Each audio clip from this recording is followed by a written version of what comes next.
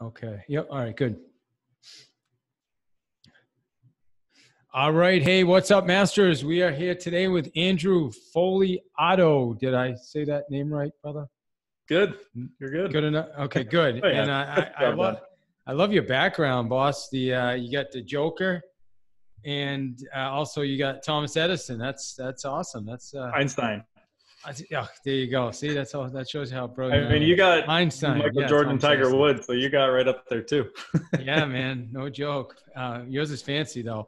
Did you see the new movie yet? The Joker? Did you see that? Oh yeah, I'm a pretty big. What'd you think? So, it was Did you good. like I it? mean, it's violent. Yeah, but yeah, it was good. I thought it was okay. I thought it was okay. I'd say it was all right, but it's not one I would rewatch probably Yeah. more than like once at most. But I'm glad I saw it. I enjoyed it. It's a cool Sure. like one-off experience. yeah. And well, the Batman series were phenomenal. So that last one, all of them were, but that last one was awesome. So anyway, enough about that. I mean, you are a Facebook, you're an internet actually ad expert, but you know, Facebook is the hot topic these days, right? So you do a lot with realtors in Facebook. Yeah, well, so it's more of the real estate industry in general. I mean, we Okay. kind of outwardly more towards real estate agents, but we actually work with a lot of like coaches and some brands, brokerages, vendors, stuff like that. But basically, we primarily focus, we only work outside of the industry by referral. Okay. So tell us a little bit about your company, you know, who you are, how'd you get into this business, and then take us to where you are today. Yeah, so I actually started as a real estate agent, and I grew my business online. So I was like blogging. This was like early days of Facebook ads where it was super cheap. You could only do a little bit. But like, for instance, my first listing appointment I ever got, I was door knocking, and then to the neighborhood I was door knocking, I ran a Facebook ad with my face, and I was with Remax at the time. So I put the big balloon up there. And someone's like basically slammed the door in my face. But then that night being like, hey, you were the guy at our door today. We actually are thinking of selling. Do you mind coming back and letting us know what our home would be worth? So that kind of gave me that, okay, this works really well. And then long story short, as I was building my business online, I got approached by one of the biggest sub-franchiser of Remax to train for their agents. So I ended up traveling North America training Remax agents. Oh, wow. And I'm sure anyone who's done training before knows that every time you do that, people just say, well, can you just do it for me? Yeah. I heard that enough times, I realized there was a pretty good business there. So about just over 4 years ago, I started my agency. So we specialize in, for the most part, direct response lead generation for agents. The past, say, 18 months, we're going more and more into helping like build the brands up and do like the full online marketing suite. But basically the stick is we'll handle your online marketing. You just sell homes, which is why the company's called Just Sell Homes.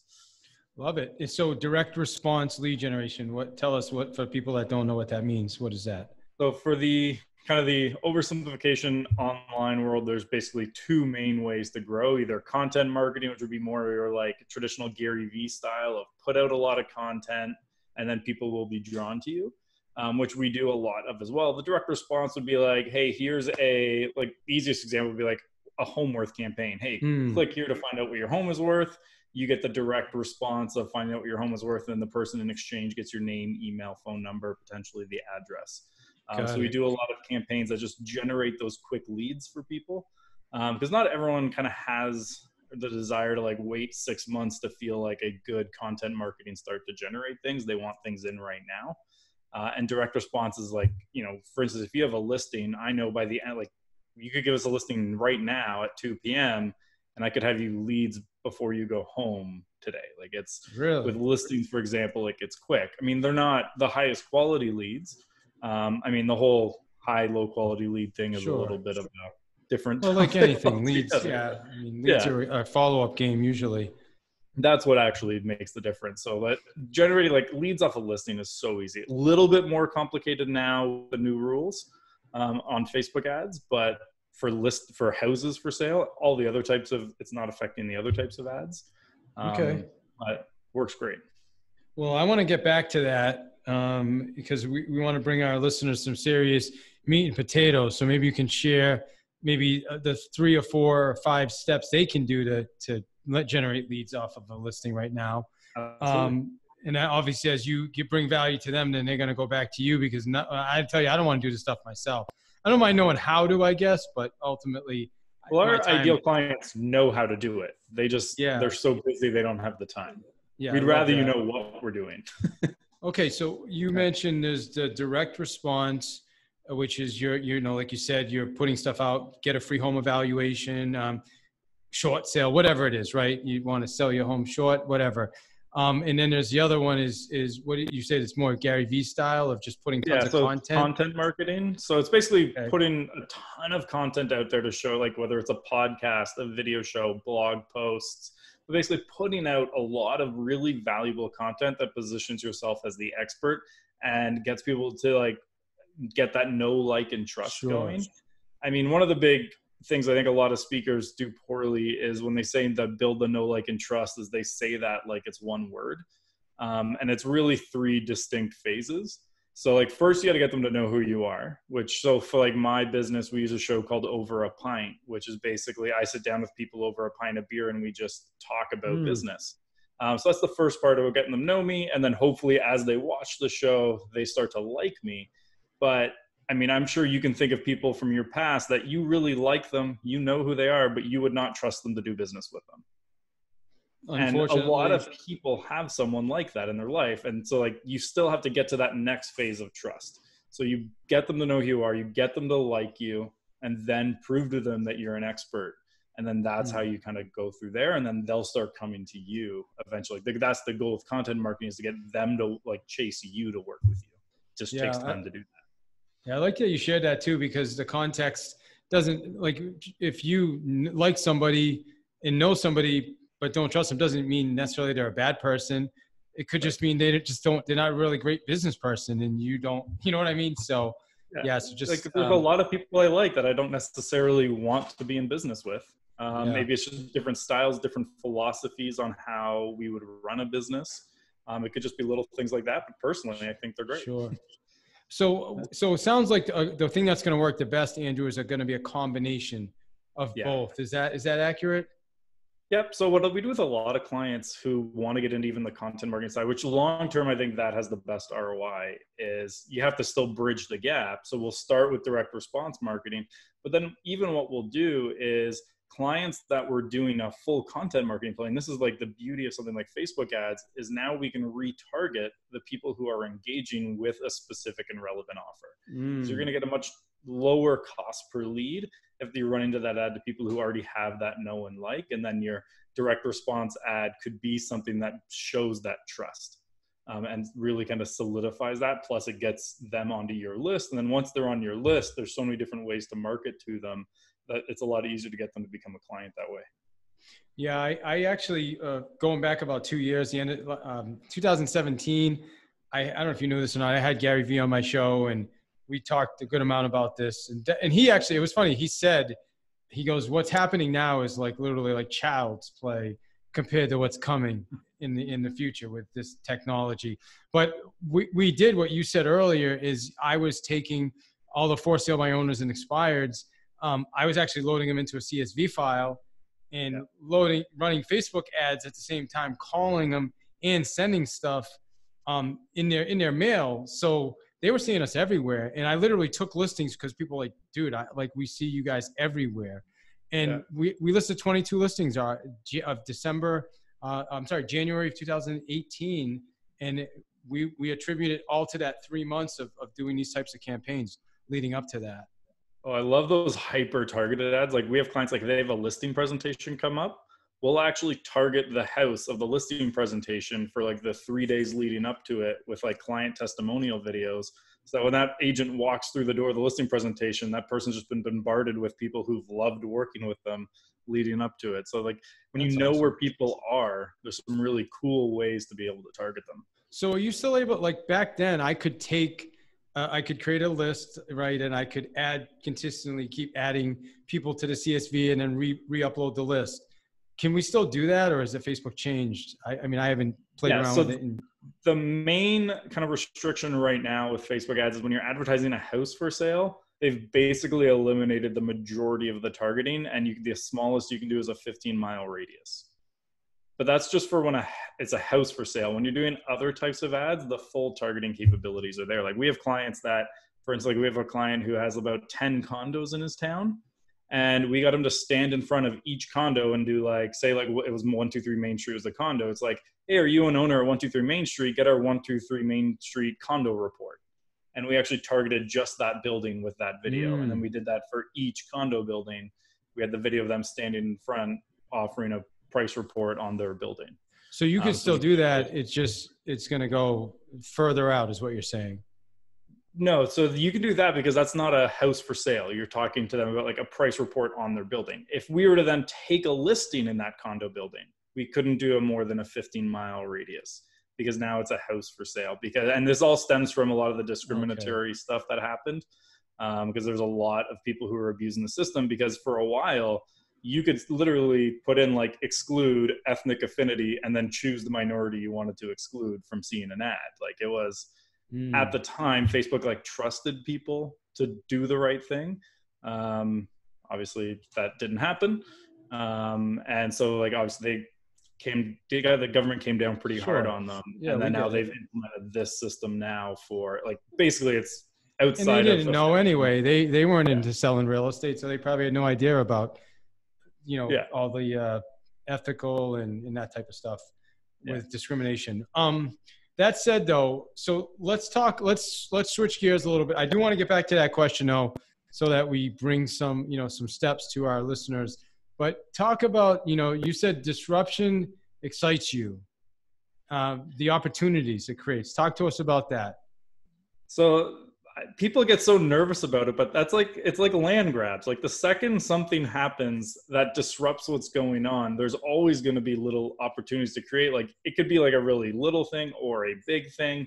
Like one of our biggest clients right now came because someone on like the drop of a dime left their team. And this was someone who was doing like all their marketing but like left without giving them any notice, without giving them any knowledge, and this whole team now had no idea what to do. So we jumped in there like the next day because it was someone I knew personally and took over all their marketing temporarily. They loved what we did so much. It ended up leading to that client, and then they referred to us to a couple others, and we got this huge opportunity just because of this little disruption to one person's business. And then we were just able to take it and seize on it.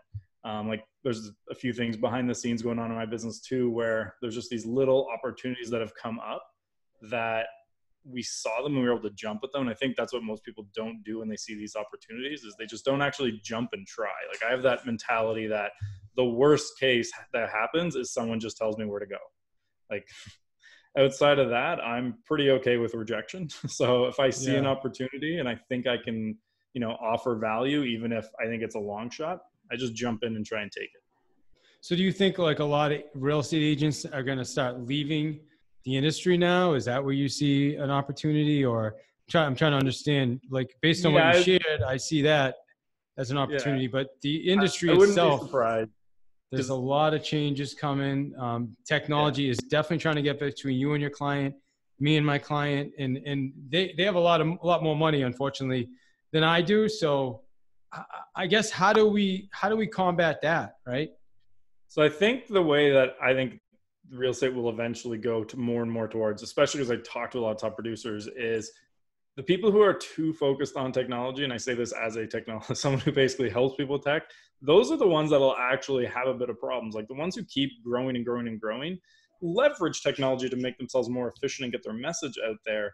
But they're like relentlessly focused on providing the best service and like the best customer experience. Because that's the thing that keeps people like, for example, like my aunt is still a travel agent. Like travel agents, everyone's like, they're dead. Like my aunt is a very successful travel agent, but she's very hands-on, like very deep into it. And she provides like this really good specialization of like, she plans Caribbean weddings and European river cruises. Like that's her two specialties. Yeah. And she hits those pretty hard. And you have to have those specialties to be a travel agent nowadays, right? Because it's complicated. Like we have a real estate client who he only serves people who want to invest in pre-construction condos in Toronto. So even if you want a pre-construction condo as an end user, that's not who he goes after at all. Like he only wants that. His whole thing is like he invested 40,000 into condos, turned it into $1 million. And his entire campaign that we do is around this idea of watch how I turned 40,000 into 1 million. Now you can do it too. And then like when we send out like emails promoting a new project, they're only projects he's personally putting money in. So it's kind of called like follow my money. You can follow along with where he's investing if you want to see what he's doing. And that builds a lot of trust, because it's not just, oh, here's a great project. It's, this is the one I'm personally investing my money in. I think you should too. And it's a great way to get people out there because he's specialized to such a specific degree that it works really well.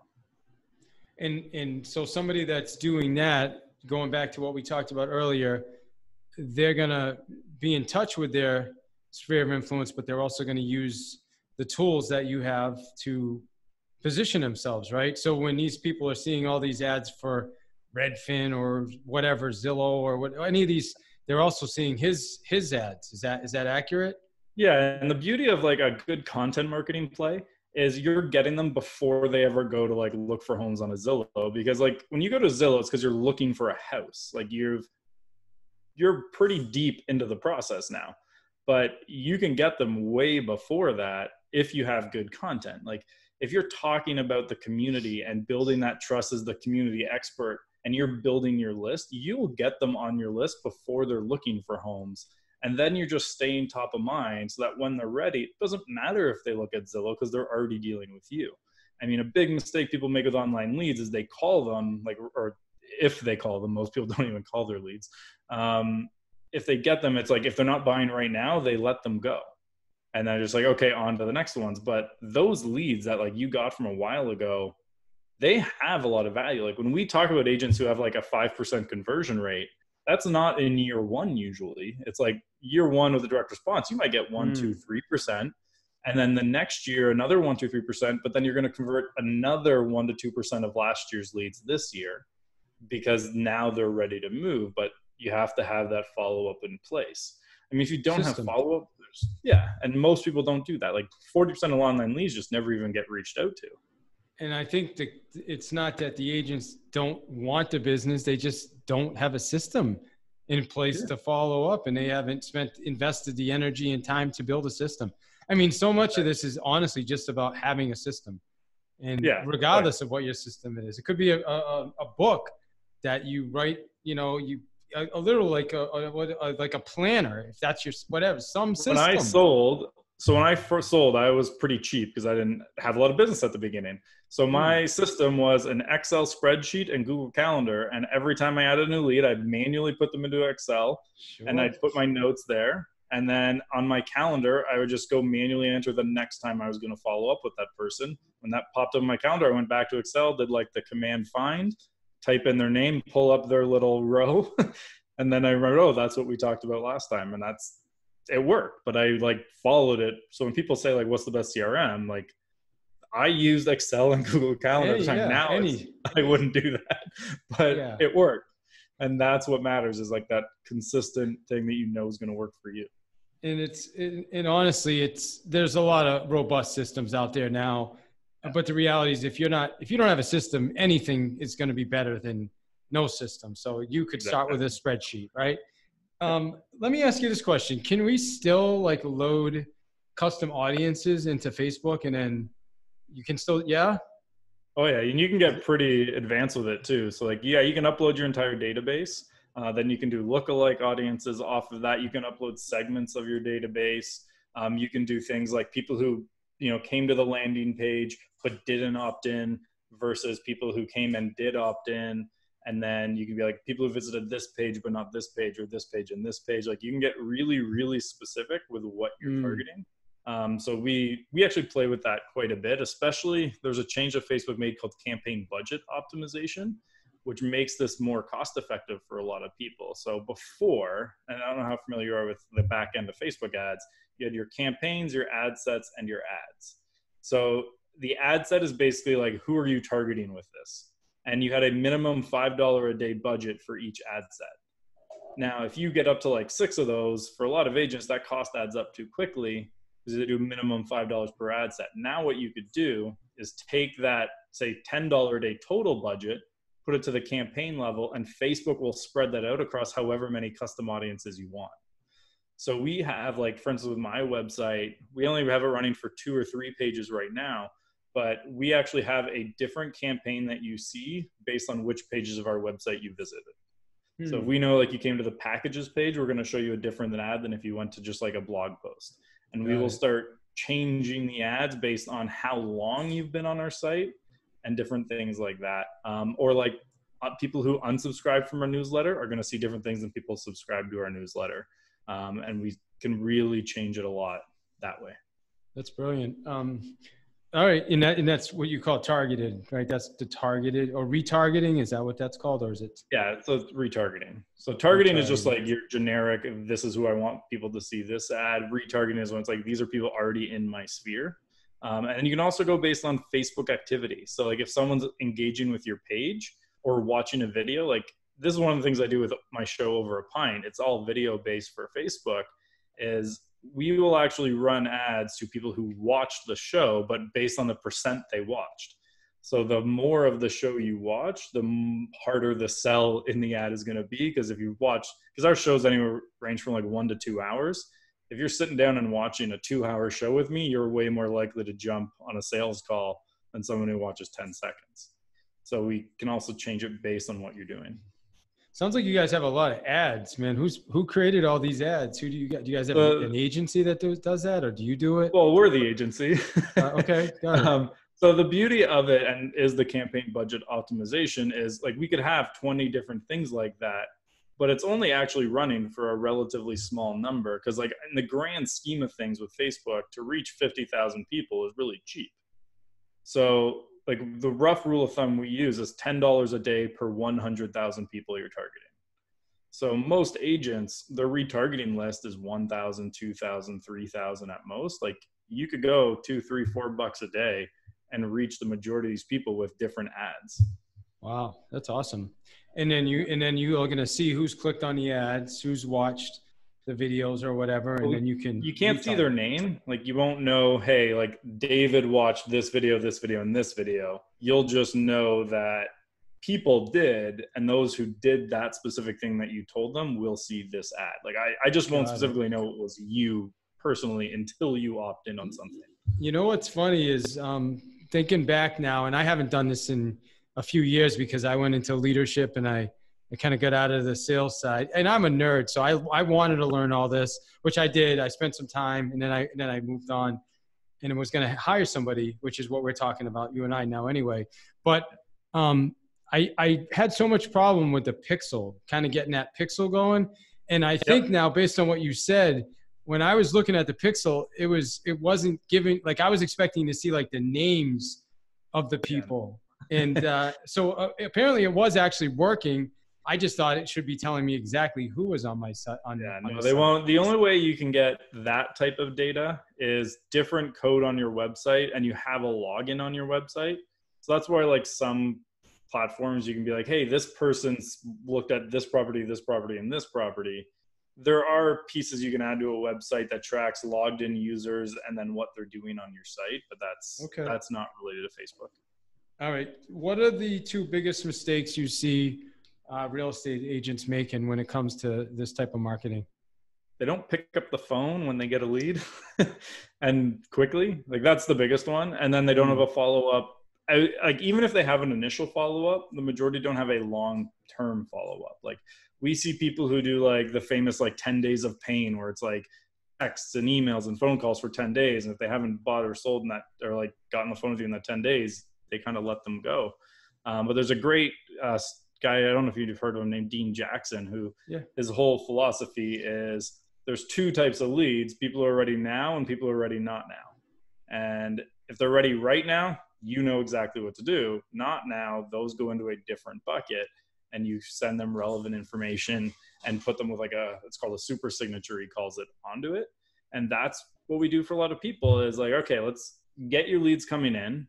Let's see if we can identify the people who are ready to go right now. So like for that, we use what's called a Godfather Offer a lot of the time. So the idea being, if someone opted into like a home value report, what would be an offer they couldn't refuse to get on the phone with you if they're thinking of selling? So we'll do something like, hey, if you're thinking of selling, get in a call with us in the next 72 hours and we'll give you HD photos, HD videos. We'll send cleaners to your home before it gets listed for sale and do either staging or a staging consult. And just be like, but for someone thinking of selling, that's a great piece of value and they're going to jump at it. Everyone who's not thinking of selling, that's not going to convince them to sell. But now you know they're not like a right now potentially. They can go into your longer term follow-up. Wow, dude, that's my big takeaway so far from this. That's awesome. So, and you're sending that, are you going to send it as an email and run it as Facebook, or what is that? That depends on the client. But you can just like, if you're doing it, there's some cool things you can do with it. Like if you know really how to get into like the deep Facebook, we'll do for that. Like the reason I said, like, if you book call in the next 72 hours, because we might have a 72-hour ad sequence going plus an email sequence. So like one, you get an email each day there talking about it. But then on Facebook, we'll show you for like day one after you saw the offer, we'll show you one ad. Day two, we'll show you another ad. Day three, we'll show you like, this is your last chance to get this offer. And then day four, you see nothing. Wow. So you can customize based on how long since they've seen the offer, which ads they're seeing. So if someone partners with you, Andrew, what would we expect for an ROI? That depends on your follow-up skills. I mean, we have clients who have been like crazy high, like in the 10,000+%. Wow. I mean, those are the rare ones who like are really, really on it. And then there's some who don't make anything. Like we had one, just like the easy example on that. We had one client, we generated him 1,000 leads, no follow-up system at all. Like he'd get to his leads 2 or 3 days later and then forward it to someone on his team. And they'd get to it 2 or 3 days later, they'd make one call and that was it. Yeah. Exact same campaign we sent to someone in the town next to his. And in the first 100 leads, he got 6 deals because he had like a really on point, like our goal personally is a 4 to 5 times return minimum in the first year. But because of that thing, we're like with agents, they have to make the calls.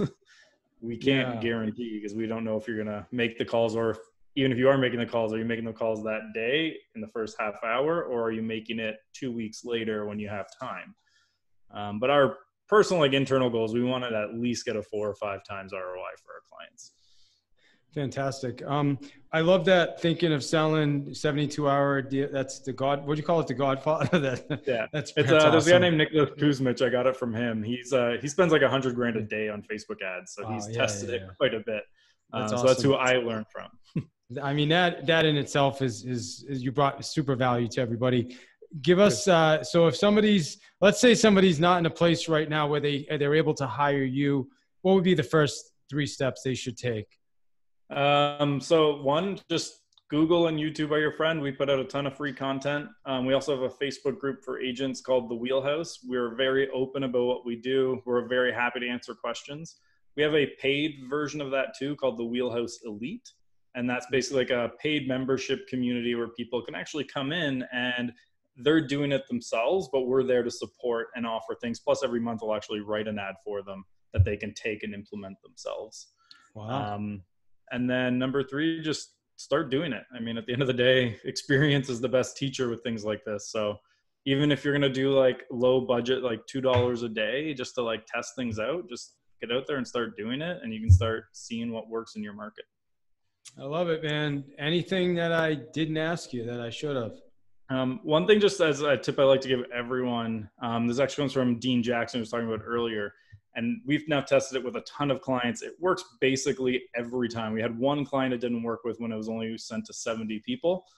Everyone else it's basically worked with is take all your old leads that are like 3 months or older that you haven't been in contact to you, it's a dead lead, and just send them an email, subject line, assuming they're buyer leads, subject line would be like homes in and the name of your town. And then the email just say, are you still looking to buy a home in? And then put the name of the town. Don't fluff it up with like, hey, how's it going? Hope you're doing well. Like take all that out. Just be like, hey, you're still looking to buy a home in New York, and send that out almost every single time. Like the first time we tested it, we sent it to 300 dead leads for a client, like all 3-month plus leads. 10 people responded, 3 deals came out of it. I love that. So for her, that had been like 30-40 grand commission off one email to dead leads. So, I heard you on Social Selling Made Easy. and with oh gosh, what's her name, Marky. You would get that was actually how I became aware of you, and I reached out to you right away. I thought that was phenomenal. You gave that tip, and we did it. I did it right away. The next day, I emailed all these old Realtor.com and Zillow leads, and somebody responded, "Hey, we'd like to talk to you actually about expanding our search." Like a $500,000 buyer. So it definitely works, man. It works. It's so simple. Yeah. Like it's almost stupidly simple, but that's what makes it work so well. Yeah, just simply town name, Northborough. Are you still looking to buy in Northborough? That's it. Name, realtor. Yeah. Nice and simple. Awesome, dude. All right. Hey, how do our listeners get in touch with you if they're interested in your services? JustSellHomes.com is the easiest one. You can also reach out to me personally on Facebook or Andrew at JustSellHomes.com, or join our Facebook group, The Wheelhouse, which you can also find on our website. If you just scroll down on the homepage, there's a link right to it. Okay. And then are you going to be at the NAR convention? Yeah, I'm speaking Friday, and then I have a couple Ask the Expert sessions as well. Oh, good. All right. So I'll be with you then, because I'm speaking Friday and I'm on the podcasting. Ask the Expert. So I'll get to connect with you. We'll talk a lot. You and I are going to get something going, man. Definitely. So sounds good. Looking forward to it. Looking forward to working with you. I just want to say I appreciate you. Yeah. I'll see you soon, man, on the 8th. So what's the final thing? Let's leave everybody with like the final, on your path to mastery. This is what I want you to take from today, from listening to this. The one thing, I think it's literally just get up and try. Like there's everything like I talk about, like related to my success, is just getting up out of the chair and actually going and getting out there and talking to people. Like everything you do online should lead to in-person conversations. And if you see an opportunity, don't be afraid to jump at it, because the worst case that happens, you're exactly where you are now. Love it, man. Well, thank you. I really appreciate you. And thanks for your time, man. Thanks for having me.